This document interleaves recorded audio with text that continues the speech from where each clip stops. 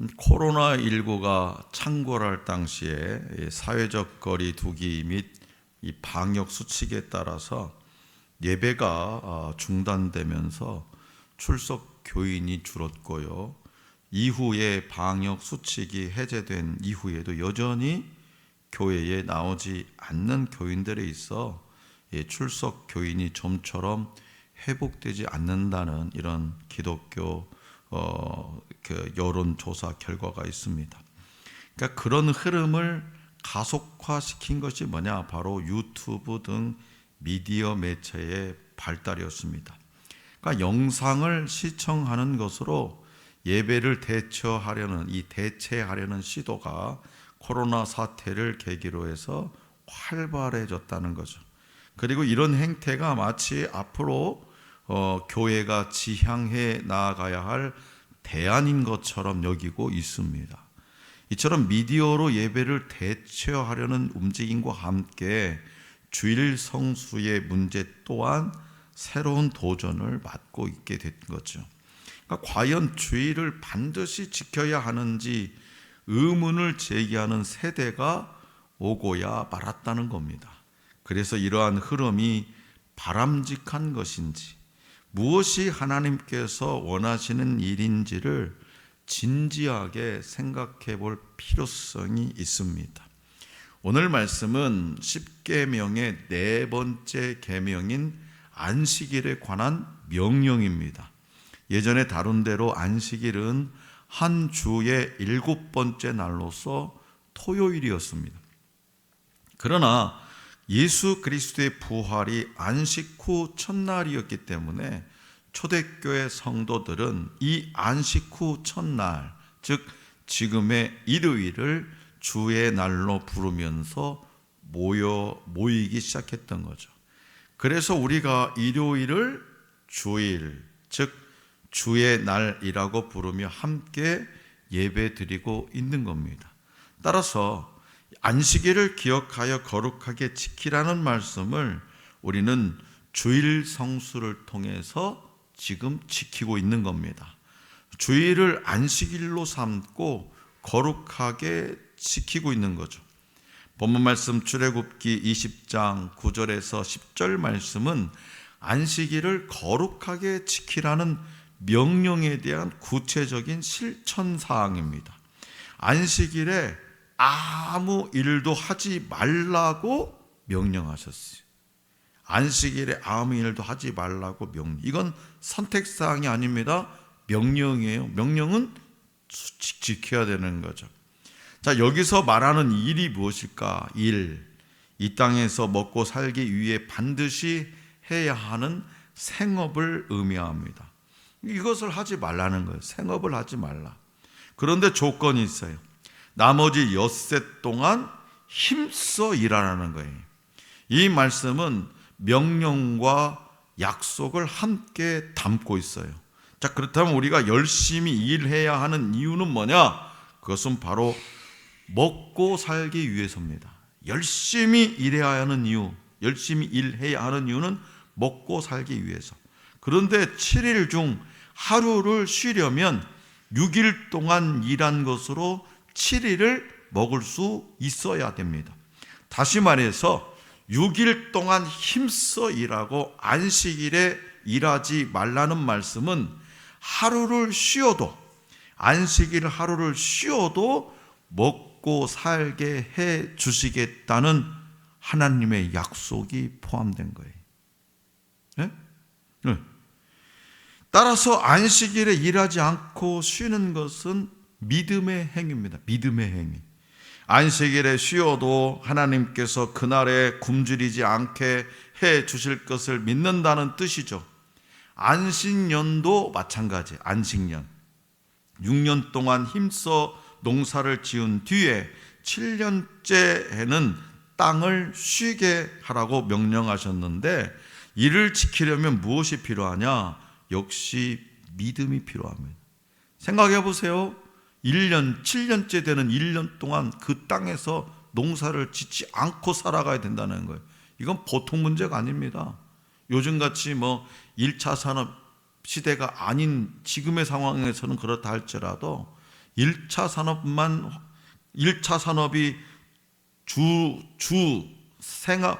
생업의 1차 산업이 주를 이루고 있었던 때는 이게 보통 일이 아닌 거죠.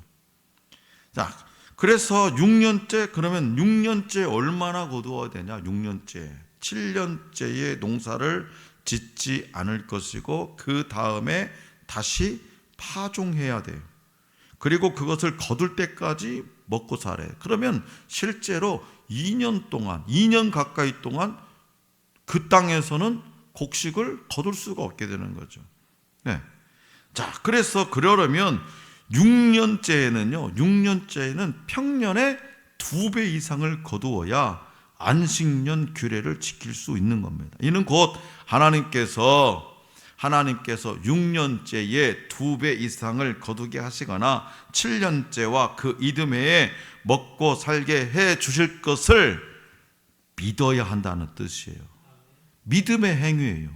안식일을 지키는 것, 안식년을 지키는 것, 믿음이 있는 사람은 지키는 거고 믿음이 없는 사람은 못 지키는 거예요. 간단해요. 다른 모든 절기도 마찬가지예요. 절기를 지키고 하나님께 제사 드리기 위해서는요, 나라의 국경을 비우고 모두 성전에 모이더라도 다른 민족이 침략하지 않도록 지켜주실 것이라는 믿음이 필요했어요. 이처럼 안식일을 지키는 것은 그 자체로 믿음을 요구하는 일입니다. 그래서 우리가 주일을 안식일로 기억해서 생업을 쉬고 그날을 거룩하게 지킬 때 하나님께서 반드시 복 주실 것임을 믿으시기 바랍니다.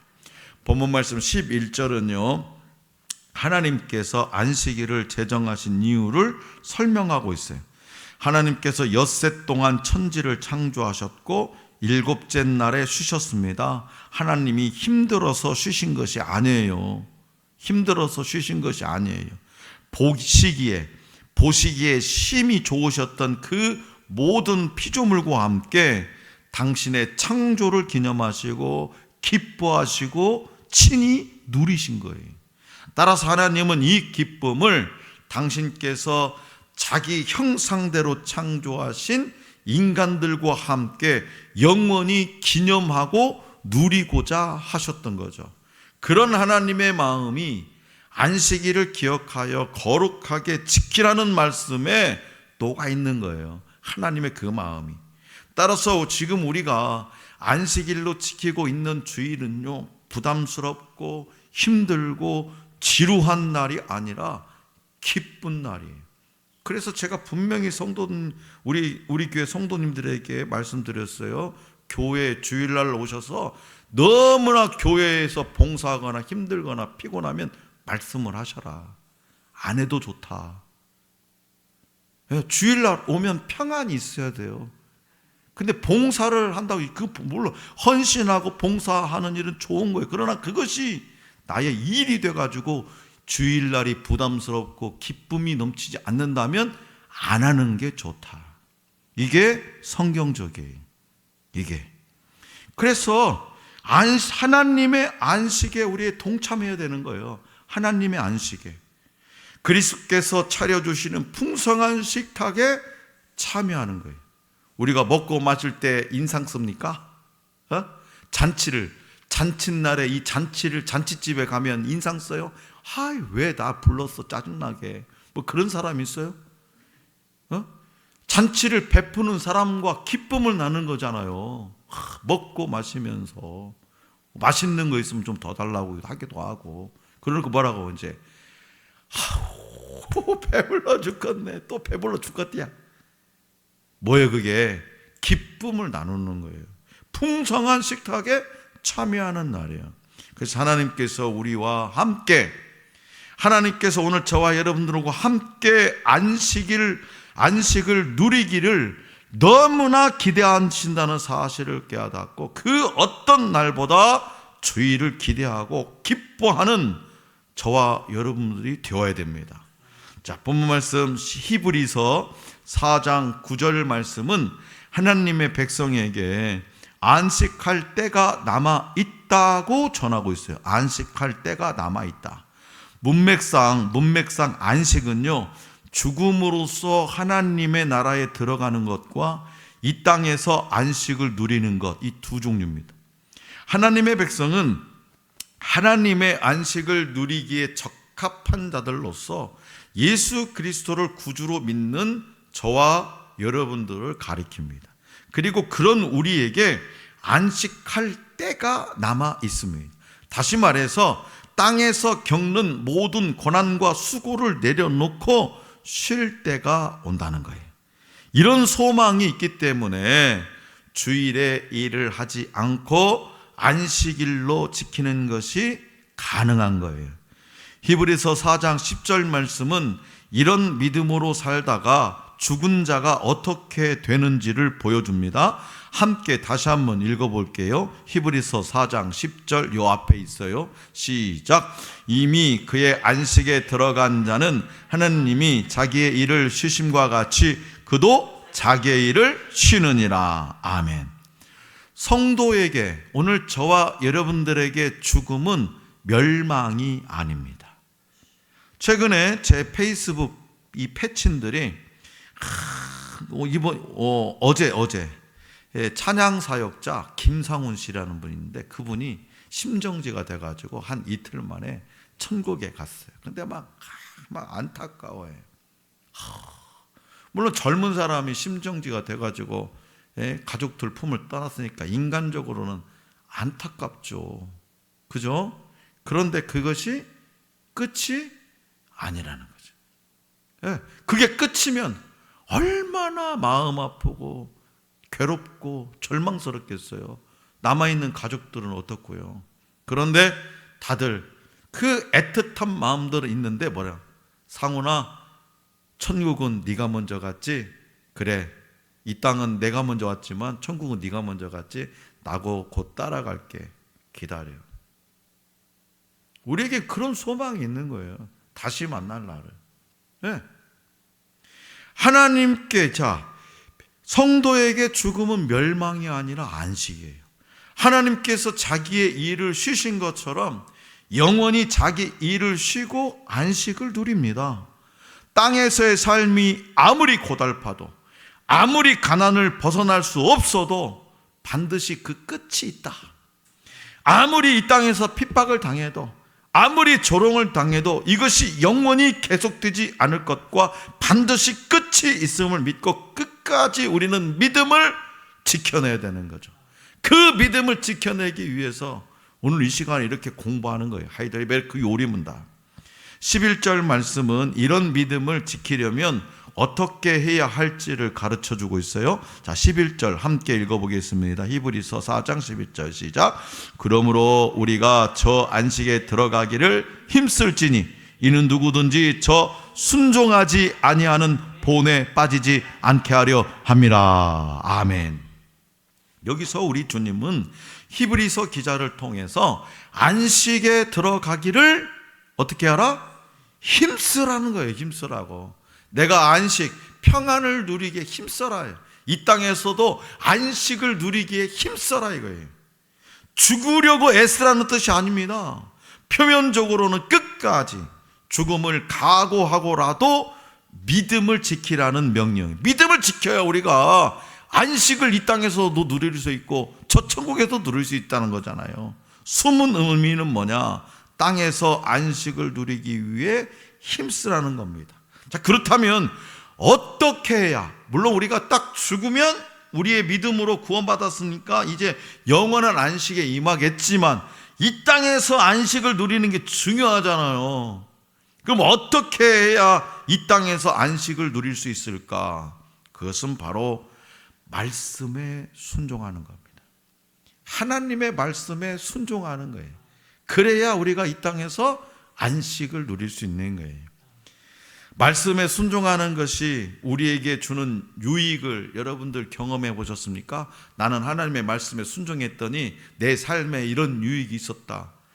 있었을 겁니다. 네, 있었을 거예요. 저는요, 예를 들면 제가 여러분들 알다시피 제가 40일 금식기도 하고 싶어서 한 거 아니잖아요. 그러나 하나님의 명령이었기 때문에 순종했어요. 근데 제가 하나님의 말씀, 이 하나님의 말씀에 순종했는데 저에게 유익은 뭐냐? 그렇죠. 목회를 버틸 수 있는, 목회를 버텨나갈 수 있는 힘을 주셨어요. 난 그거라고 봐요.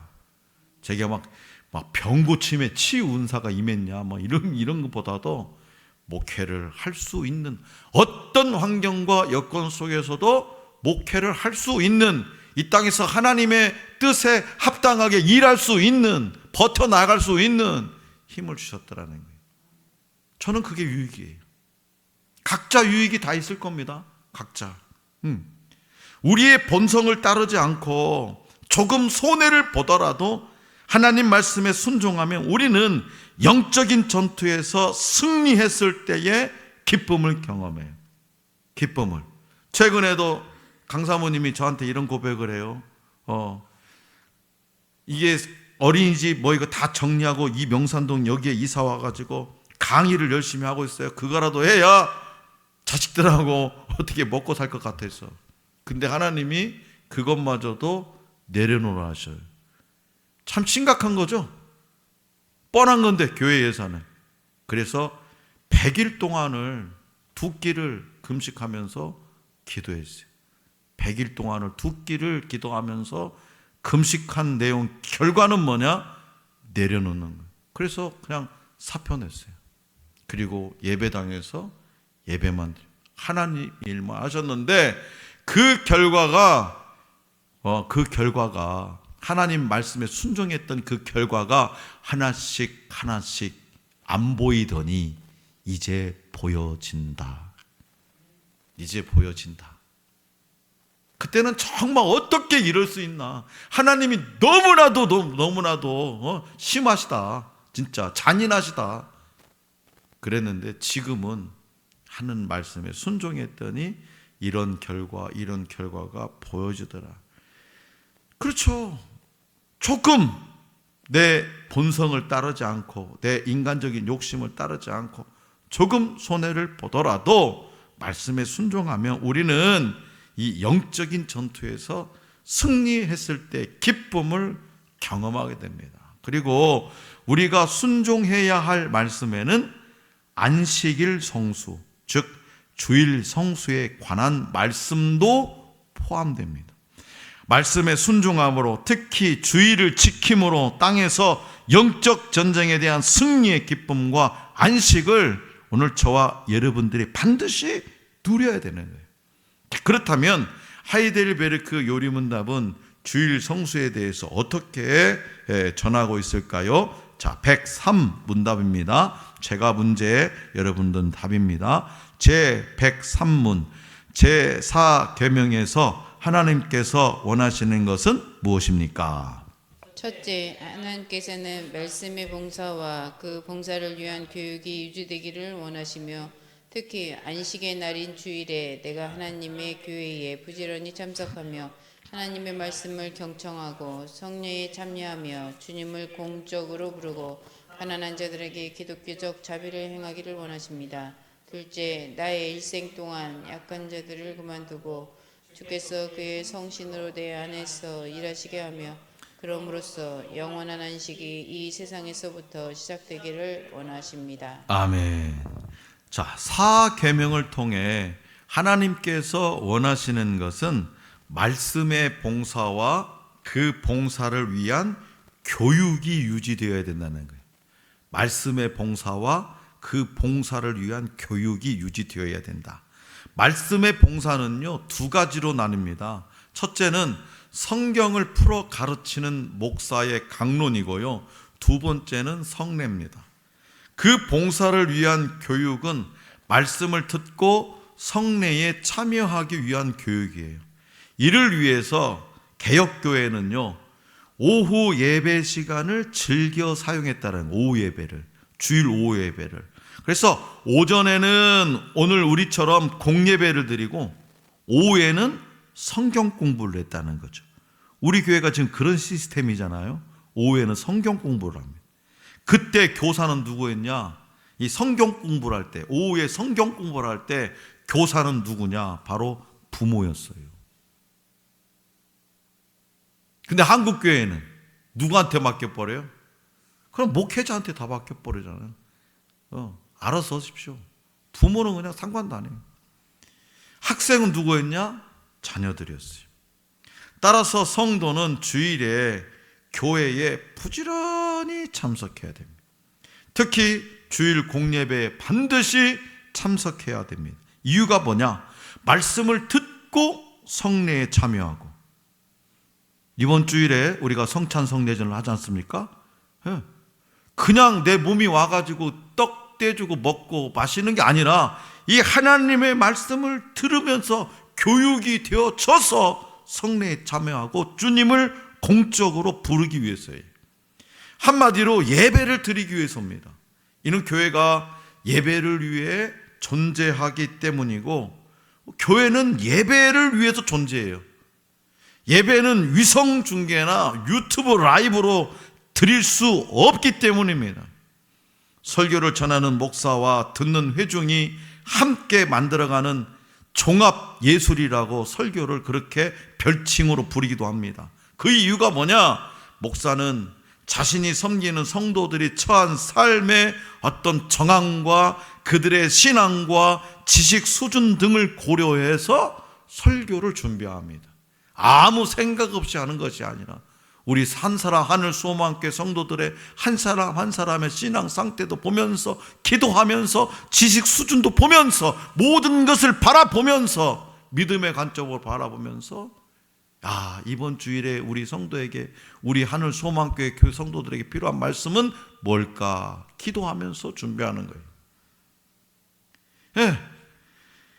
아무리 유명하고 유능한 목사라 해도 그가 나를 모르는 사람이면 내게 맞는 말씀을 줄 수가 없습니다. 왜요? 내 목자가 아니기 때문이죠. 그만큼 예배와 설교는 그 행위 자체만큼이나 현장성이 중요하다. 현장성. 이게 같이 모여서 예배를 드려야 된다 이 말이에요. 말씀의 봉사자인 목사를 통해서 말씀하시는 하나님과 그것을 듣는 백성의 반응이 이 현장에서 어우러지는 자리이기 때문입니다. 자, 성례는 어떻습니까? 성찬 성례는 어떻습니까? 방송으로 성찬을 나누고 세례를 줄 수 있습니까? 방송으로 불가능합니다. 설교이든 성례이든 결코 미디어로 대체할 수 없습니다. 결국 집에서 유튜브 시청으로 예배를 대체할 수 있다는 주장은요, 자신의 편의를 위해서 성도의 의무를 저버리는 가나안 성도들의 자기 합리화 수단일 뿐이죠.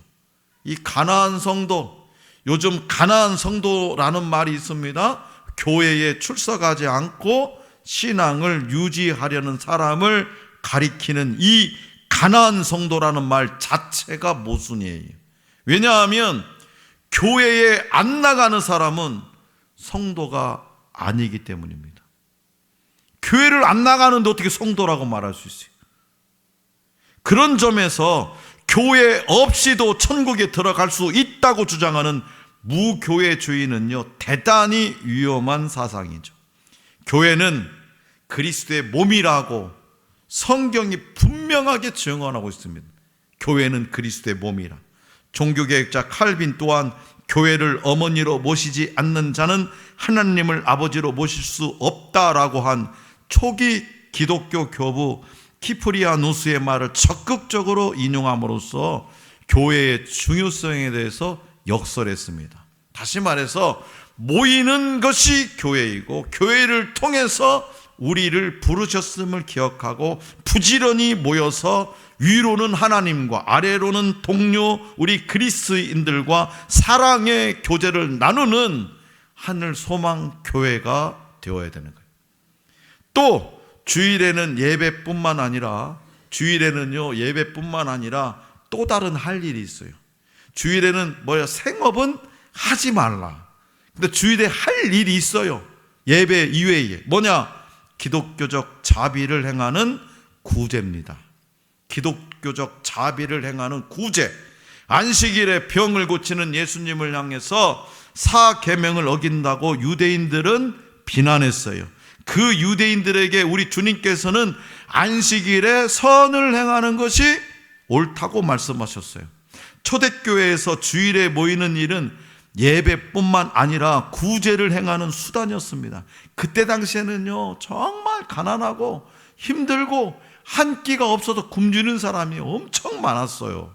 현재 우리가 행하는 성찬식, 현재 우리가 행하는 성찬식은 간소화되어 있습니다. 하지만 이 초대교회 당시 그들에게 성찬식은 곧 식사 자리였어요.